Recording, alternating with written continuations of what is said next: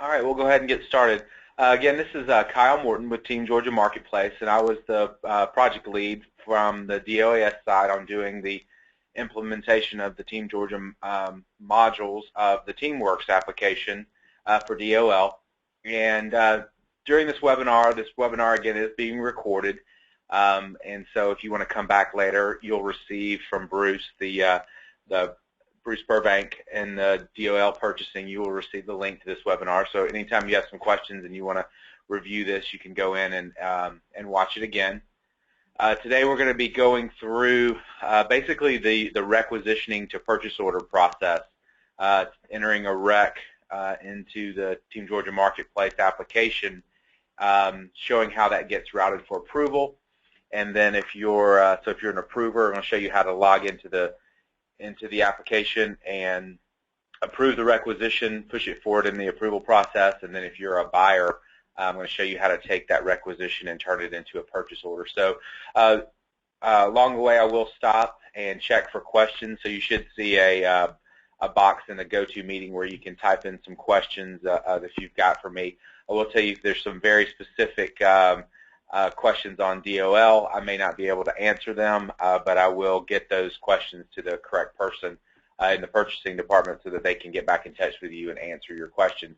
So really this webinar is to go back. All of you should have gone through the ePro for requesters training class through DOAS, the face-to-face instructor-led class, and taken the class, passed the test, and then gotten your user ID or your credentials from DOL so that you can go ahead and log into the system and start putting in the requisitions for what you want ordered. So that's basically the process that we're going to go through today. And so go ahead and get started with the presentation part, and then I'll get into the system.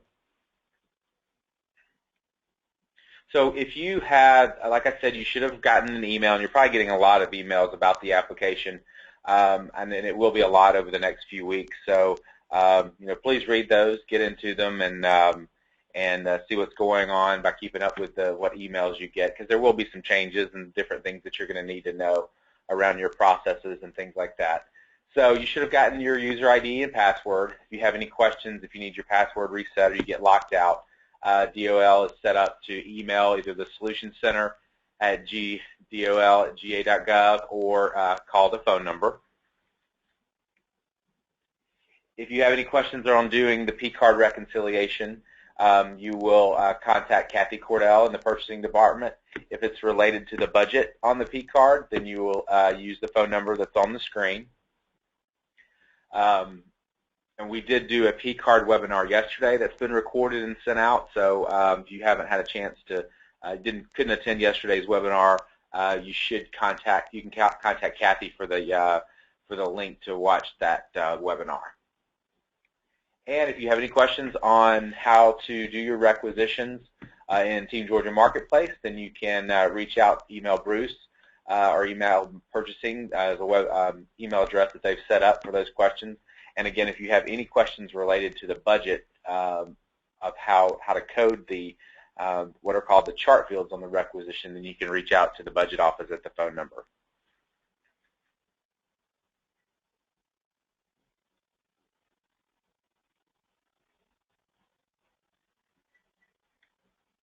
All right, so the first thing that we'll get started in is we're going to log in. I've given you on this, and I did share this presentation with you through the GoToMeeting application.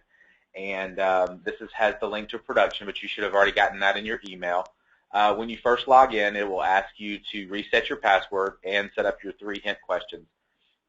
This keeps you, anytime you need to reset your password, you won't have to call anyone. You can actually answer those questions for yourself, and then it'll let you reset your password. You can't reuse passwords, and there are some restrictions on what the password length needs to be. One of the first things you want to do is go into and validate your email address that you'll see on the screen once you log in. We want you to use your state-issued email address. Don't use a personal email address. A lot of times, if you set up a personal email address, it can block when you're trying to use the application and send email notifications to other people that are using the app, or using Team Georgia Marketplace. So you do want to use your DOL. It also helps if, in case you're not getting email messages, we can go in and track to see if those were received in the email server. This is a link to the quick reference guides, and so I'm just going to launch a new browser to show you where to find those on the website, on DOAS's website. So if you go to doas.ga.gov, and if you scroll down into this box called Team Georgia Resources, and then click on the Team Georgia Marketplace,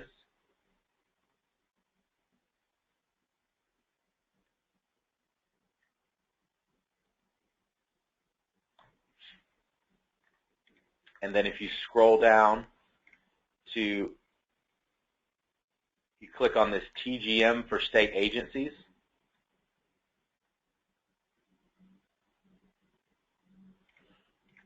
and then if you scroll further down, you will see the TGM Quick Reference Guides, and if you click on that link, it will launch a PDF that has links to really their step-by-step guides for entering requisitions, for example. So in the e-procurement guides, this is how you go in and for example, we're going to go through this one, is create a requisition for a statewide contracted item. We're going to go out to a Staples website and pull in some items for that. And then also we're going to go through creating a special item requisition, which are things that are not on statewide contract. And then we're also going to go through how to approve a requisition. So those are the main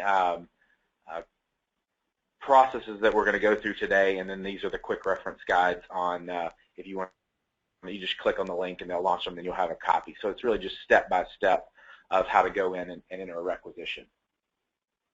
So I'm going to go ahead and log in. I'm logging into our test environment, and I'm going to log in as Bruce, and Bruce is going to be my requester today. Go ahead and I'll sign in. It'll bring up the menu on the left-hand side, and then news and announcements will always be there. This gives you news and announcements tells you things like when the system is going to be down, or if when the holiday's coming up, like when the help desk may not be available to help. So just valuable information on this page. So to start a requisition, you click on e-procurement, and then underneath e-procurement, you click create requisition.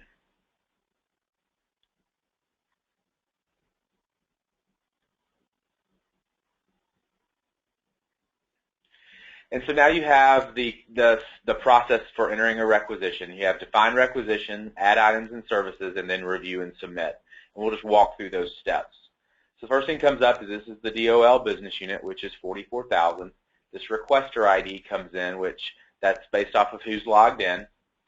And then in the requisition name, this is where you'll just name your requisition. And this is a field that you can later go back and search off of the name to find a particular requisition if you need to. We typically have them put in what's called their origin code, which is really just a roll-up of your cost centers or your departments, and it's called an origin. Helps you find all of the ones that are yours. And so I'm just going to do, I know that I want to order some office supplies.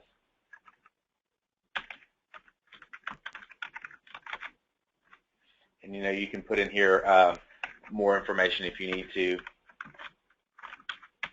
for October.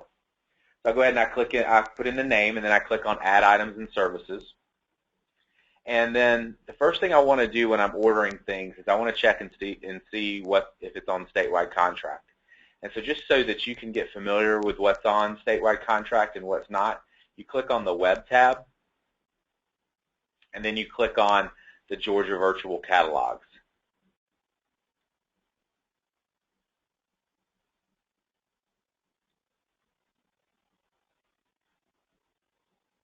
And what that does, the terminology for this is now we are punching out to another website, or we're punching out to the to the virtual catalogs. And this is a test environment, but production environment is going to have a lot more links to the suppliers that we have contracts with. But if you want to see a list really of everything that's on statewide contract, you can click on this contracts link. And then you can either search by something if you're looking for something in particular, like if I want to know about furniture.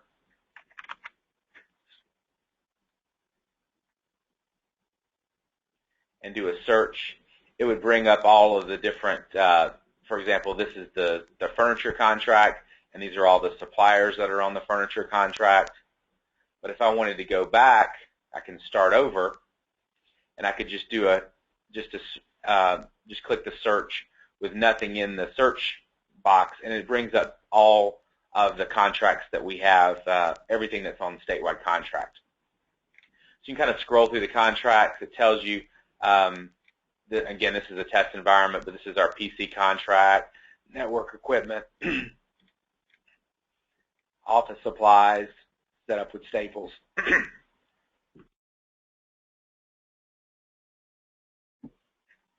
This is our MRO contract with MSC Industrial. So these are just all the different contracts. So when you first start in Team Georgia Marketplace, it is a good idea to just come and look and see what's already on statewide contract. And then sometimes there'll be convenience contracts or mandatory. Mandatory, of course, means you have to order from these, but a convenience contract is just that the SPD is set up, state purchasing has set up a contract with a supplier, and it's recommended that you use them, but it's for your convenience. It's not mandatory. So that's just a list of where to find the contracts. We're not going to go into any specific questions on specific contracts today, but we're going to go ahead. I'm going to click back on this home page, and I need to do an office supply order, so I'm just going to go ahead and click on the link for Staples. And this is actually more than paper and toner now in production. This test site is when the contract was set up, so that icon was for when we just had paper and toner with Staples, but now that is our convenience contract for office supplies. So now what you'll notice when I click on that link is that it has done another punch out from the virtual catalog out to the actual supplier site. So these supplier sites are where they have set up specific sites just for the state of Georgia. And so I can browse categories from their site. Some of you may be using the Staples Advantage now, but now it is required that you actually you can't order directly from Staples Advantage anymore. You have to come through Team Georgia Marketplace and do your requisitionings through the system. So I'm just going to do a search for pens, and it'll bring up a list of pens. If those are the ones that I want, of course, it's just like any other site. I just add them to the cart. You'll notice your cart starts getting filled up. I also need some highlighters. You can add those as well. And then here's some file folders that I need. So everyone's used to shopping like this. It's just basically filling up your cart, and it's giving you a summary. So when you're done adding things that you need to buy, you go ahead and you click on Checkout. That, of course, brings back the entire cart. And when you're ready to take this cart that's out on the Staples site back into the virtual catalog, you click on Submit Order. So then that brings this back into the Team Georgia Marketplace shopping cart with the items that you've ordered or that you are requesting, that you'd like to get ordered. So here's the cart, and when you're ready to bring the cart back into your requisition, you click on the Proceed to Checkout. And in this environment, it says Assign Cart, but in the production environment, the button is called Submit to Requisition. So you click on Submit to Requisition, and that brings the cart from the virtual catalog back into Team Georgia Marketplace.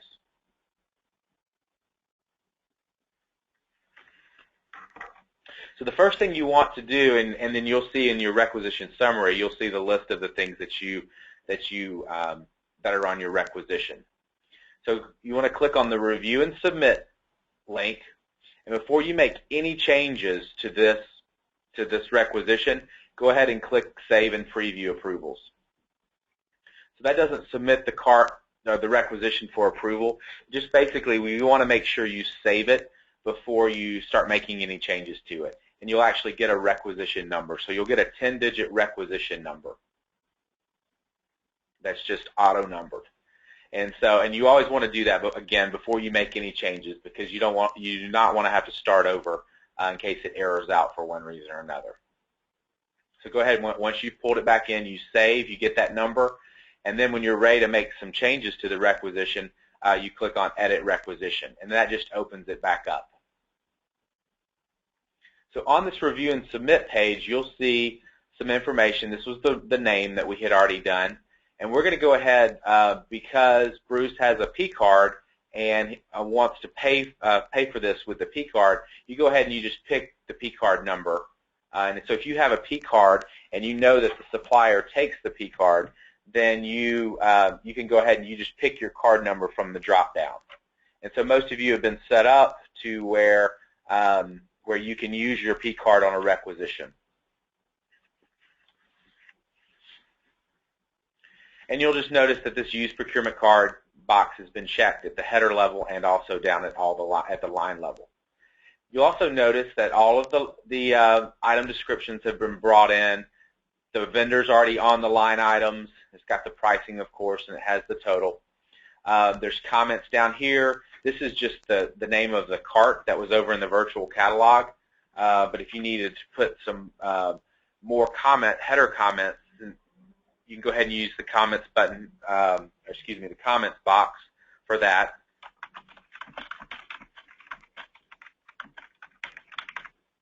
And if you want your approver to see those comments, you click on the approval justification.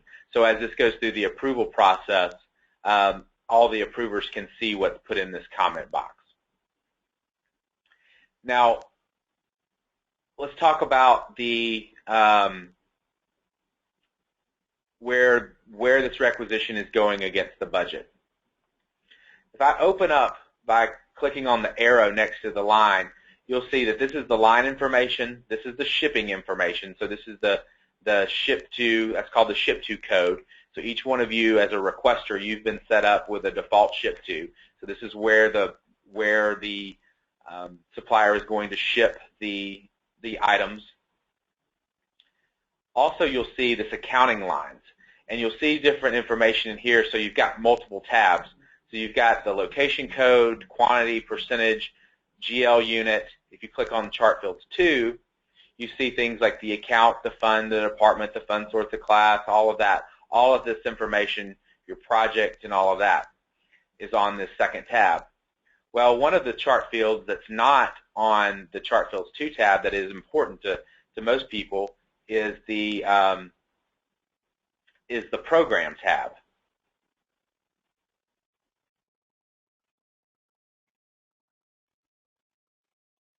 I'm sorry, it is, but it's way over here to the right.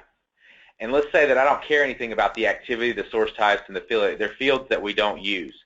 Well, one of the things that you can do is you can move this field closer up to the front so that you don't have to scroll each time. So if that's a field that you change a lot, and let's just say you want it over here by the class, you can click on this Customize button, which launches a way for you to take that field and move it up. So I'm going to click on it, and then I use my arrows, and you'll see it moving up the list. And I want to go put it over by my, I want to put it between the fund source and class. And this is just one-time setup that you need to do, that you can do if you want to. It's not required. It just kind of helps you with the order of how your columns are, or excuse me, how your fields are. And then you just click OK. And so now you'll see that the program field is right by the class.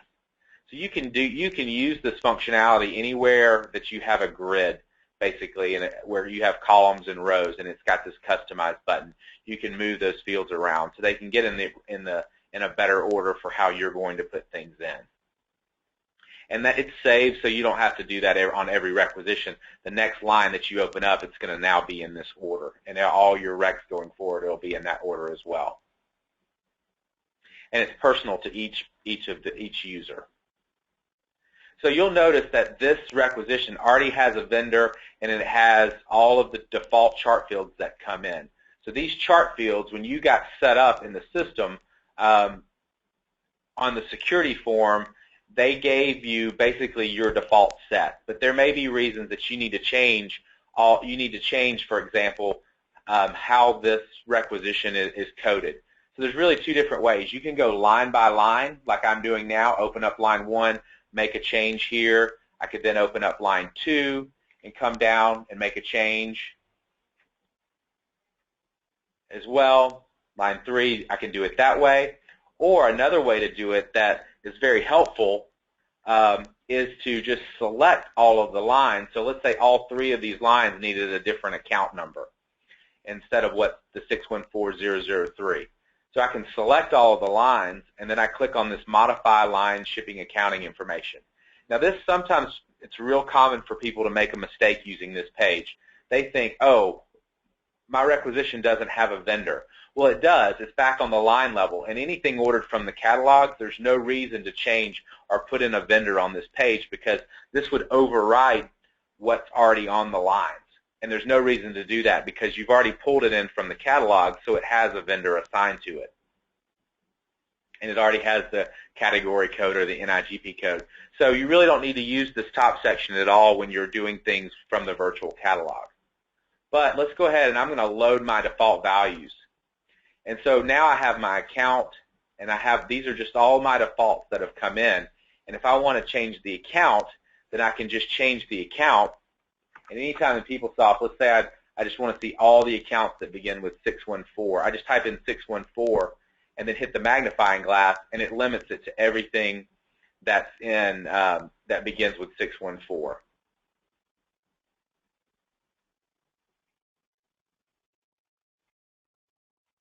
And I'm just going to call these, for example, training supplies. So I select that, and then when I click Apply, it'll ask me, do I want to make all distribution line changes, and I'm going to say OK. And so now it's taking that, and it's changed the account on all 3 lines.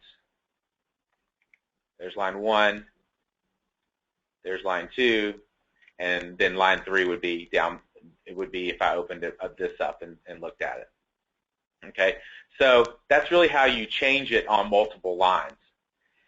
If I need to split this line across multiple, for example, let's say we have state funds and federal funds, and we needed to take this line and split it out. I can do it line by line by coming over, changing my percentage. So for example, if I needed to do, and I wanted 80% to this, and then I add a line, it's going to just copy those chart fields down and do line 2 at 20%. And I can just change the fund source or whatever needs to be changed. And I'm not sure if I've got budget set up in this. I can do that line by line, or I can also use the same functionality by selecting all, using the Modify Line Shipping, and split them out using, there's a percentage on that page as well. So I'm going to go ahead and click Save and Preview again. And all I'm doing is just saving my changes. I haven't routed it for approval yet or anything.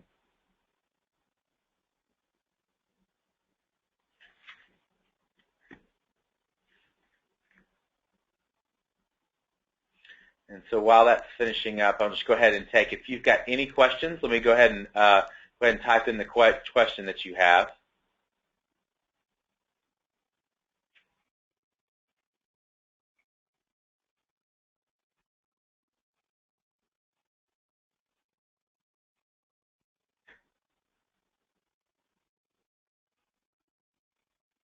Anybody got any questions? You just type. There's a question box where you can type them in.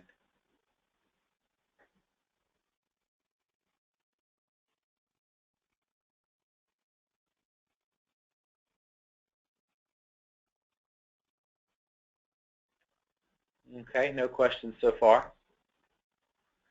All right, so now we're on the confirmation page, and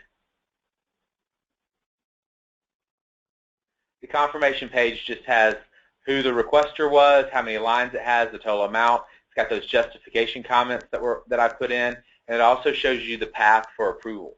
So every requester is set up with an approval path.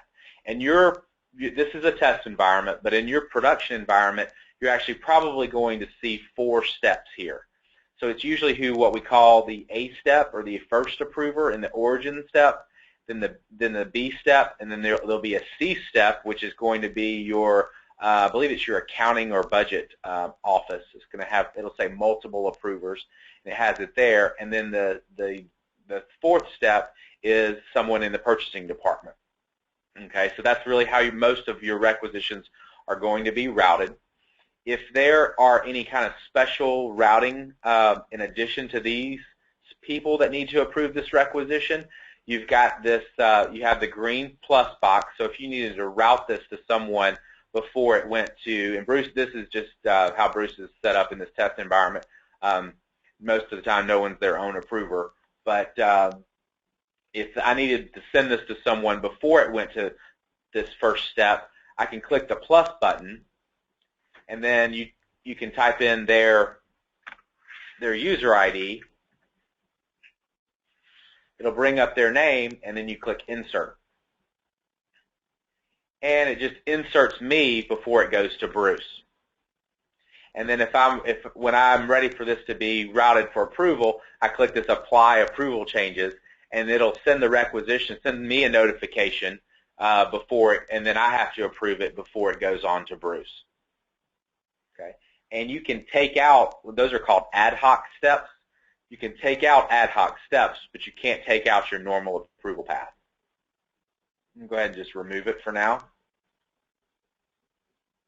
But when I'm ready to route this for, and you'll notice that this step says not routed, but when I'm ready for this requisition to be sent for approval, I click on Submit.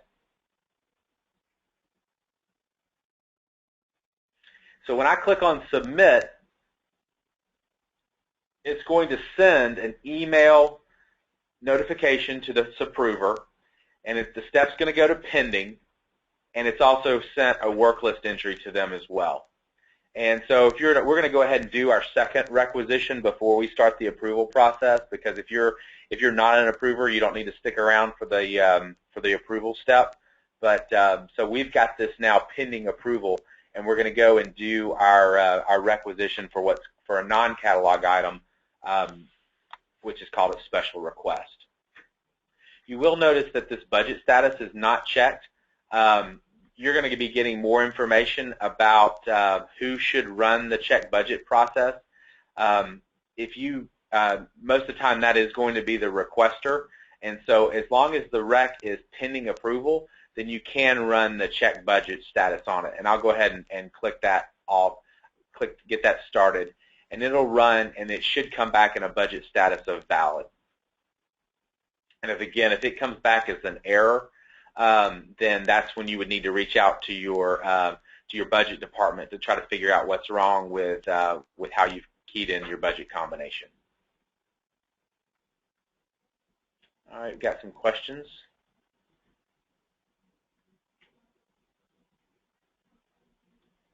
The first question is, do I have to sign in under Staples using my Staples account even if I have signed into TeamWorks?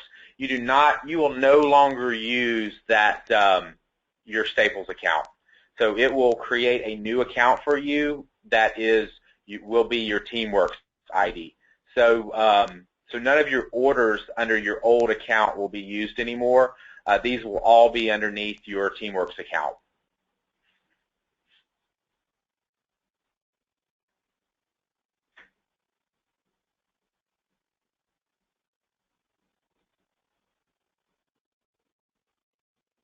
And then another question that says, can we edit after we have hit submit before it is approved?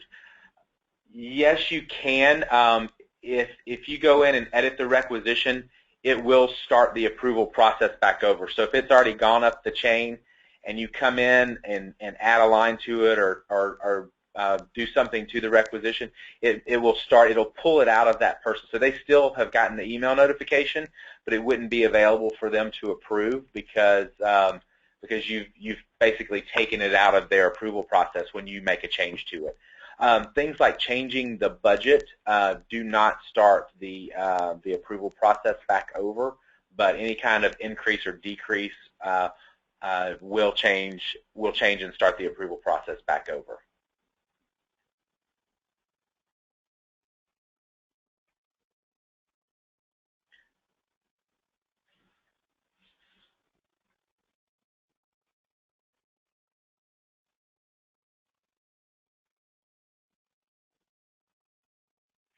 And I got a note that from someone that said they were having audio issues. So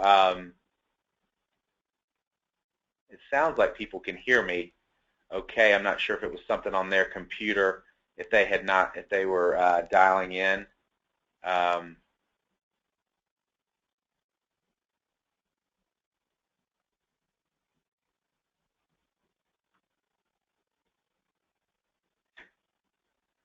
Bruce, I'm going to unmute you real quick. Hey, Bruce, can you hear me okay? Bruce, yes, I can hear you fine. Okay, all right. So I don't think it's something whoever it was must have had a problem just with their thing. All right, I'm going to mute you back. Just wanted to make sure you could hear me.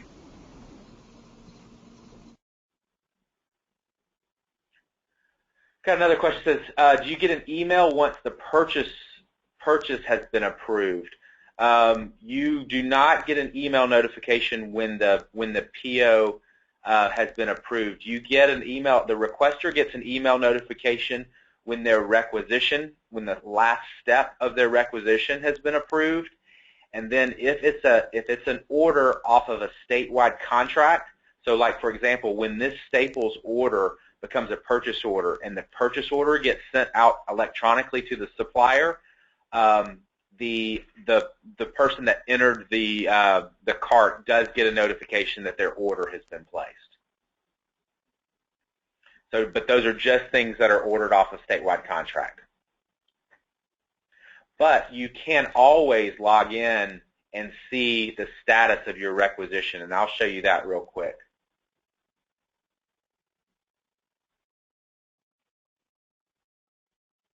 So if I come back into underneath e-procurement and click on Manage Requisition,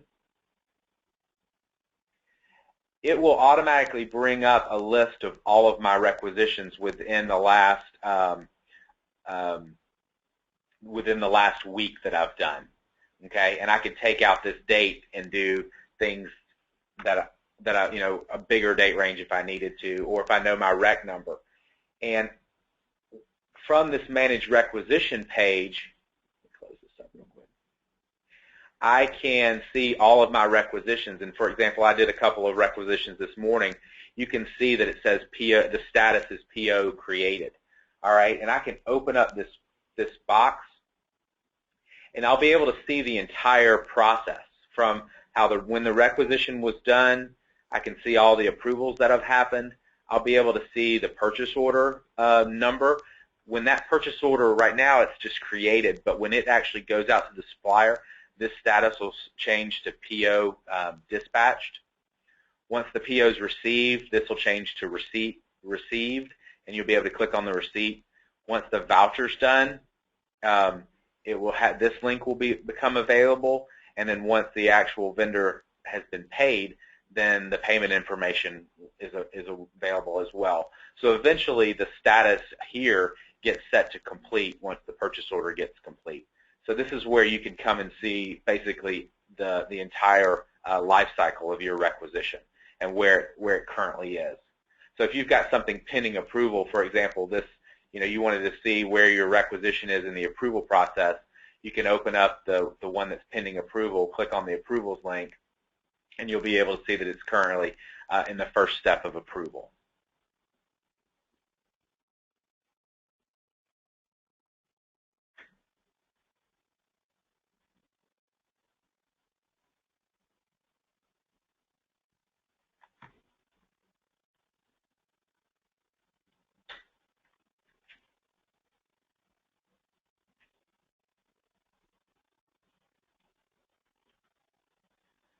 So this is how long. I got a question that says, how long will it take to get all the approvals before we can submit our order to the supplier? That really depends on how long it takes your approvers. So they get instant notifications when it's submitted to them, and it'll be that's really just dependent on the users, on how long it takes the approvers to get everything approved.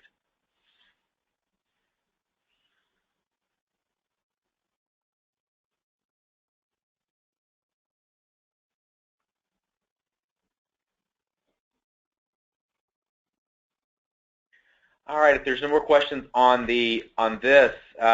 to do a requisition for a statewide contracted item, I'll show how you do a requisition for what's called a special request. So again, underneath e-procurement, I click on Create Requisitions. And one of the things you can do, if you're going to be a requester and you're going to be doing, and you don't want to have to remember all of the navigation, you can click on this Add to Favorites. And then this Create Requisition, you just call it, it's your description. It's kind of like using your favorites in your browser. It doesn't put them up in your browser, but it does put them over under here underneath My Favorites. And so you can, if you're an approver and you don't want to have to go use the navigation or whatever, you just do it under My Favorites, and then you click directly on it, and it starts, and you don't have to use all of the menus on the left. And you can just add to this list when you get to the page that you use a lot. So this Create Requisition page, again, it's just step 1, 2, and 3. First step is you just put in the name, and I'm going to do some uniform rentals.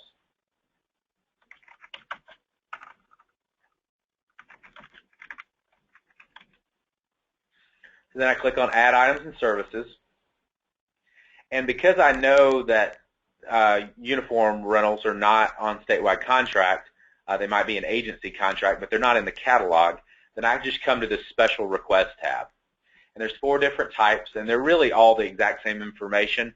One's just for products. These are for services. This is a service that has like an hourly rate, and then this is just a 2-line. The time and materials is just a 2-line, one for the service and one for the good. But I'm just going to go ahead and put in the good for uniform rentals, and I'm going to do it as a monthly. So I'm going to put in my item description.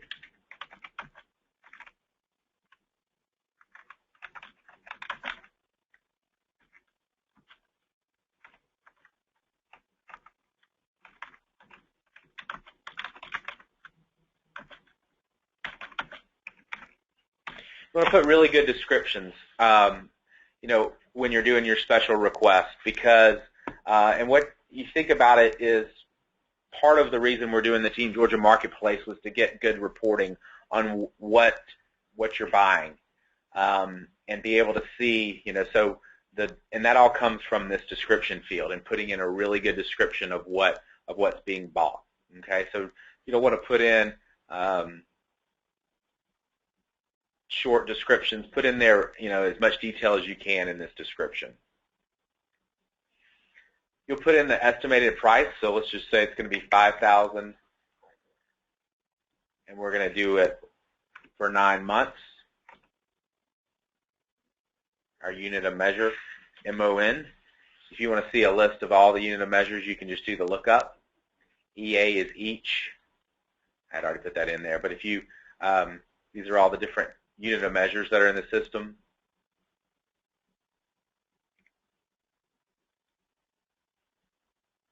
And this category code. So this is a field called your NIGP code. You can either use this lookup for here, or if you click on this yellow button, it's called the NIGP code search, and it just launches a new window. So I'm still got my requisition over here in one tab, but it launches a new window where you can come do a keyword search out on the GPR. Okay, and so for example, if I wanted to look for uniform rental, I do NIGP search, and then it brings up the 5-digit code. So I just highlight that. I'm going to copy it, and come back over to my requisition, and just paste it in. Then you've got the vendor field. You've got the vendor ID, which that's a 10-digit number. That's a TeamWorks number for what the vendors.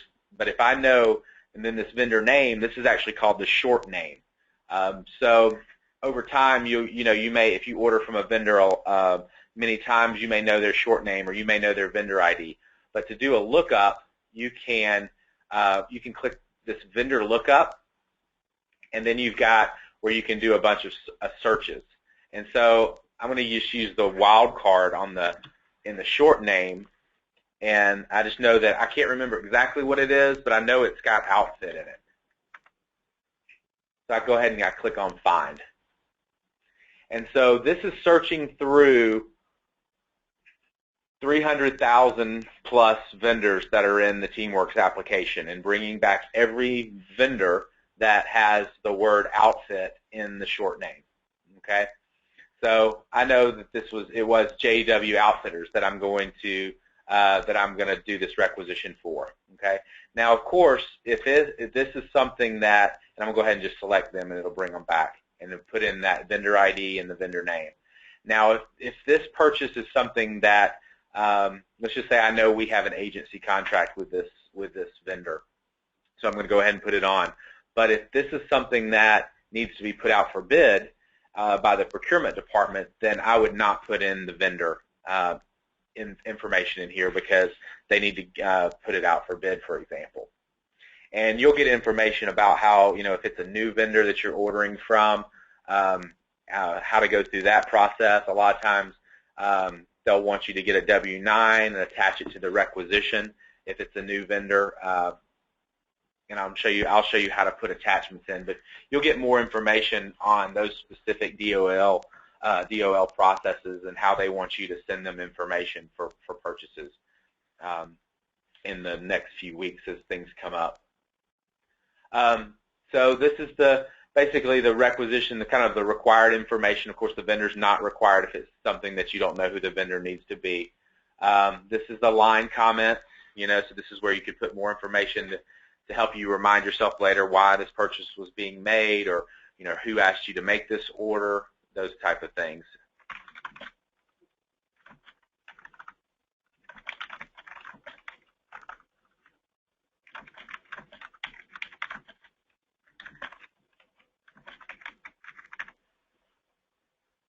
And then if you have another line item to add, you click Add or Start New Type, and that just will bring this page back up.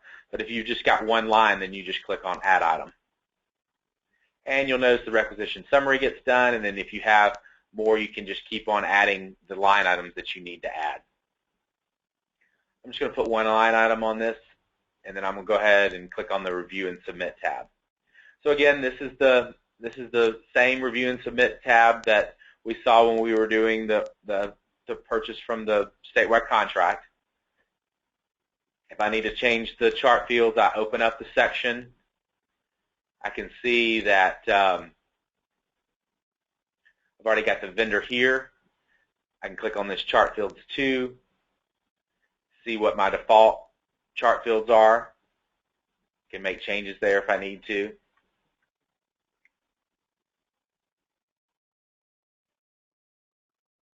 If this is something that I'm going to order a lot of, I can select a line and I can add it to my favorites. Okay, so favorites are just things like repetitive things that you're going to order. Like if you need to create several requisitions and you don't want to have to type everything in, you add this item to your favorites and you can use it over and over. Now you can't use favorites for things that are from the statewide contract or statewide catalog, because prices change, item descriptions change, vendor item ID, a lot of those things change. So you should not make favorites for things. You can go out to Staples site and make favorites out there to reorder things, but you don't want to do it over in Team Georgia Marketplace because the prices change and the catalogs are constantly updated. So, but for special request items, you can make them favorites, and then you can just you can copy in your favorites when you're creating a new rec.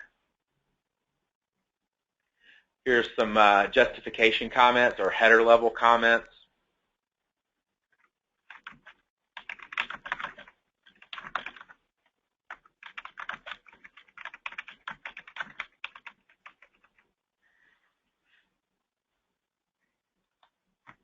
Again, you want to check that approval justification so that the approvers can see these comments. Otherwise, they're not on the approval page.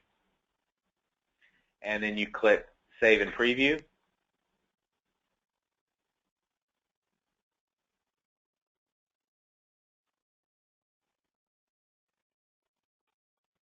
And when you click Save and Preview, that's when you will get your 10-digit requisition number.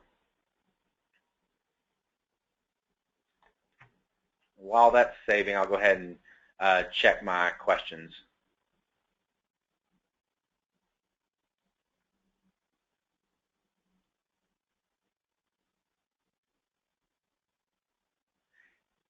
All right. Bruce wanted me to point out that the vendor that you put on the requisition is really just your suggestion to the buyer for who to purchase from, but the actual purchase order may end up being to someone different than who you have requested it to be from on the requisition. So it's just a suggestion for that vendor.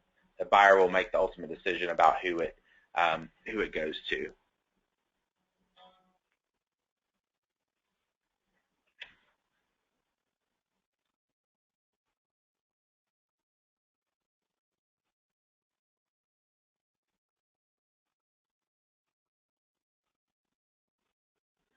Let's see.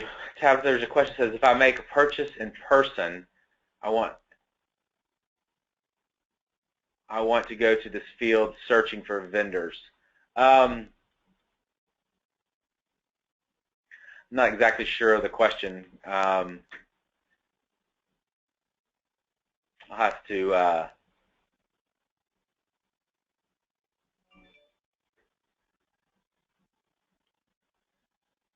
I'll have to get you to give me a little bit more information about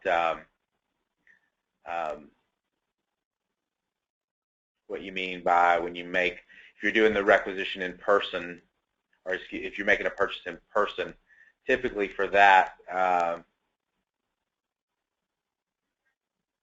since if I go to Walmart, do I need to go and select vendors, etc., or just enter in the information system? Bruce, I think that'll be a question for y'all around your business process. Typically, if you're going to go to Walmart, you would use your P card to purchase those things. I'm not sure if you guys are going to require, DOL requires a requisition for every single face-to-face transaction or not.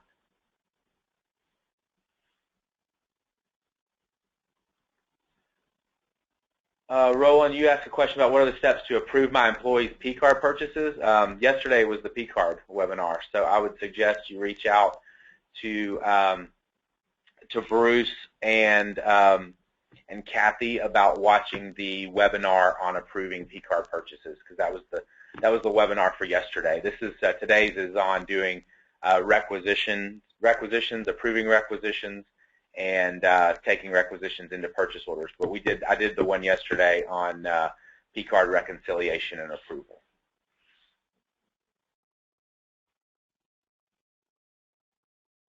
So Tabitha, you might want to reach out to Kathy and Bruce and ask them those questions about doing the process for doing face-to-face purchases, and then they can send out a communication about how you guys are going to use the system for that.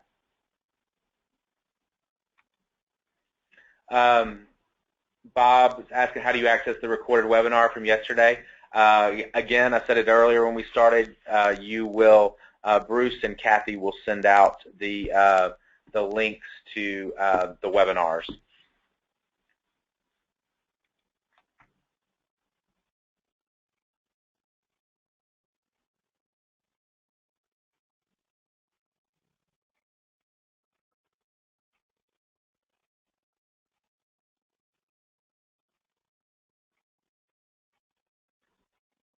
All right, there's no more questions. So that is the process for how to enter in a special requisition. So we've gone through how to do a requisition for a statewide contracted item, and we've now done one for, and something I did forget, I want to show you where to put attachments when you're doing special requisitions. So if I'm in the requisition and I've saved it and I've got my requisition number, if I click on Edit Requisition,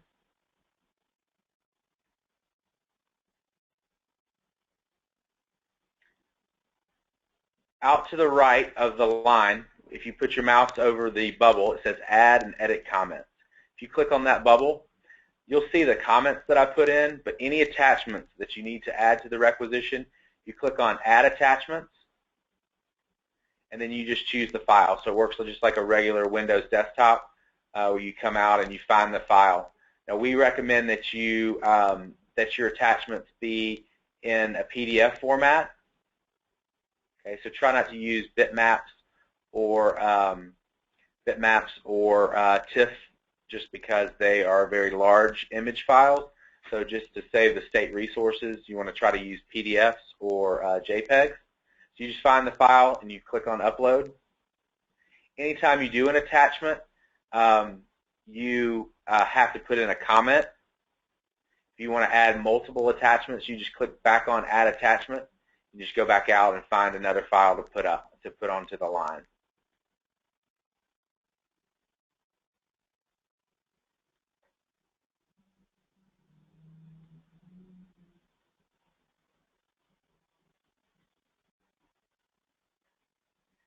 And then, of course, it does a date time stamp, a user, and a date time stamp of when the attachment was put on. Anytime you need to see attachments, you just click on the view, and it'll actually launch them. So that's where you put attachments on.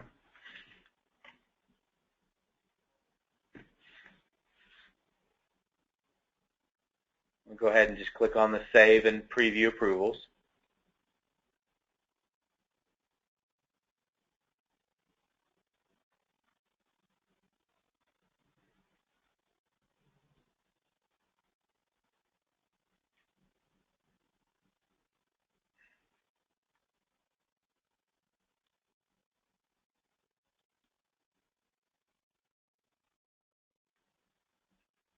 And when I'm ready to send this requisition, I've got all my attachments that I need, and I've put in good descriptions, and I'm ready for it to go forward, I just click on Submit. If you want to get a copy, if you want to keep a copy of of your entire requisition, you can click on this View Printable Version.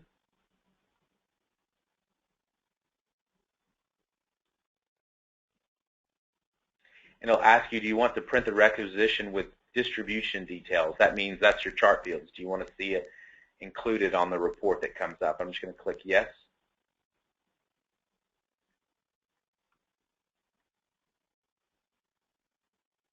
And this basically just brings up the entire requisition. It has the header comments, the line comments, all the shipping information. It's actually got the address of where the order is to be shipped. And then it has all of the distributions. So you can just take that, and of course you can right-click on it and print it out.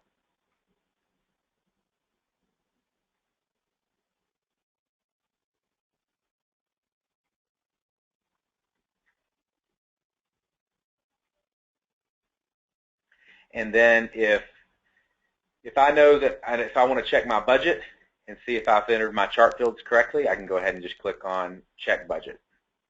And that will run this the budget checking process to make sure what combinations that I've put on the requisition to make sure they're valid.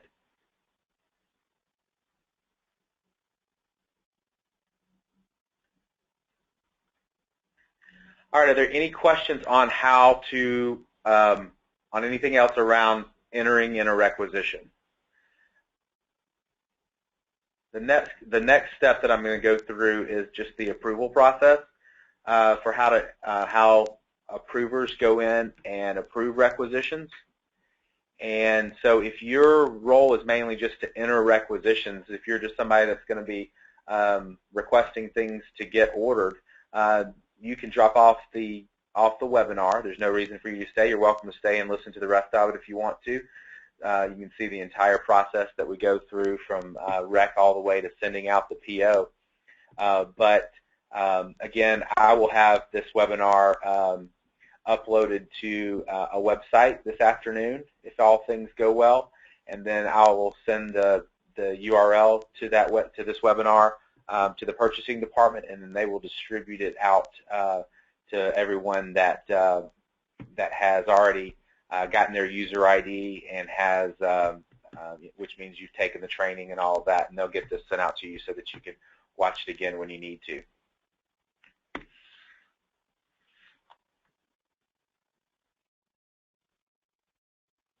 Any more questions?